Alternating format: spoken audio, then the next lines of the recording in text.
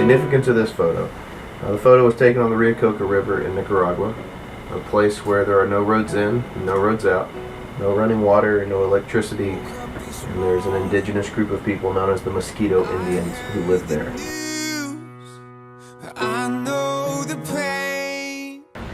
Alright, this picture represents, I wrote a poem about it and it's called Man on the Ledge, but basically it was when a group of us went to Egypt for 10 days while I studied abroad in Greece. This picture is actually captured on the Nile River. So this picture is the story of free travel, fourth day of free travel.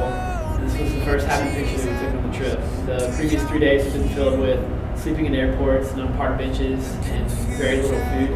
This was the first night that we had a bed to sleep in and we had a hot dog and everyone was happy. And from then on, it was a blast.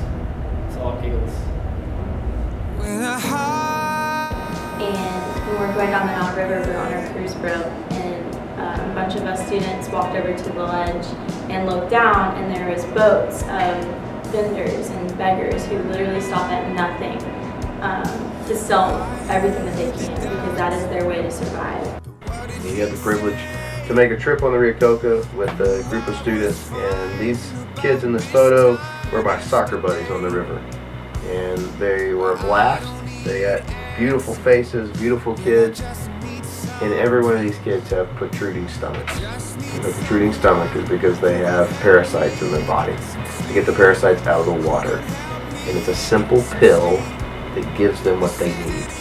This is a picture of Red Square in Moscow. Over the summer, I had the chance to be a missions intern with the Church of Christ in the city Церковь Христа в Моskvе. And they were such an encouragement to me. They were a blast. We had all kinds of fun playing soccer together and doing goofy things together. But they also took a pill for me because they trusted us enough that we were bringing something that was good and something that would help them. And so this picture was actually taken 2 years ago.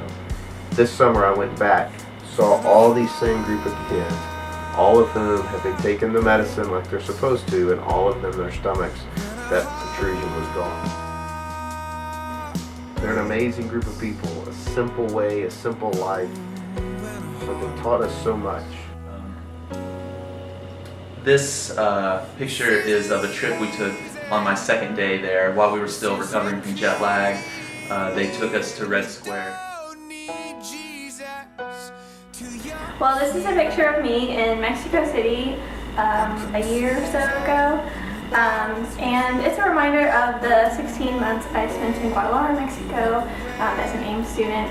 And most of the people in this picture are people that lived there and came to visit when we were there. And they're people that I love dearly. And it was really awesome to just get to rekindle some relationships that I hadn't been able to be a part of for the last 2 or 3 years not being there. So I made eye contact with the vendor and never left eye contact with them. And we spoke and actually had a few conversations while all the other vendors around him were basically dogs. I mean, that's the life there. And so the vendor and I, the man on the ledge, had a conversation and just, you know, welcoming me to his country, and I asked him how long he had been there. It was just a really amazing experience. What this picture really represents is my 6 weeks working with the church there, and what I learned on that trip. Specifically, I learned a lot about what it means to serve in the same way Jesus served, how there is a tension between taking up your cross and dying every day, but also living in the joy of the Spirit.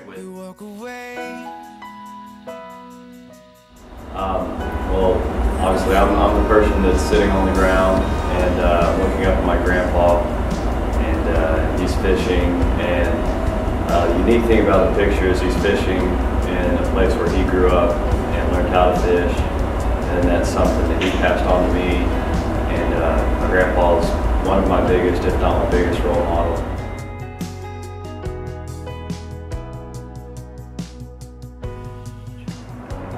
Well, this picture was taken at the memorial for the World Trade Center in New York City. I went there over spring break, and it was kind of surreal being in that place. So many people lost their lives.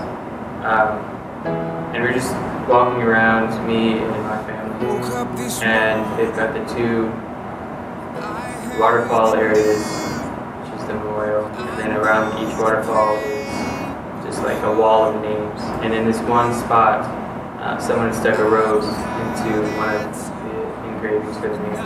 And it just hit me at that point, like how real it was that this happened. So this is a picture that was taken when I was living in Lima, Peru as an AIM student. And it's a picture of a soccer game that I went to with a group of people where the Peruvian national team was playing Argentina. And Peru was down for most of the game, 1-0 until at the very end, it's really exciting.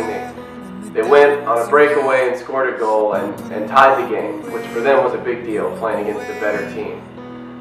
So it reminds me of that time, but what really means the most to me about this picture is the people that are in it. And it's a reminder to me of the friends that I have all over the world and the people that I'll be friends with for a lifetime. My favorite movie of all time is The Sound of Music, and my number one thing on my bucket list was to go on the Sound of Music tour in Salzburg, Austria.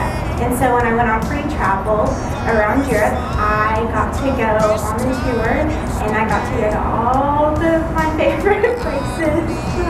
It was just so exciting to see all the places, and I even teared up a little bit when they played the music, and we drove through the countryside, and it was just so beautiful. And I got to accomplish my lifelong dream.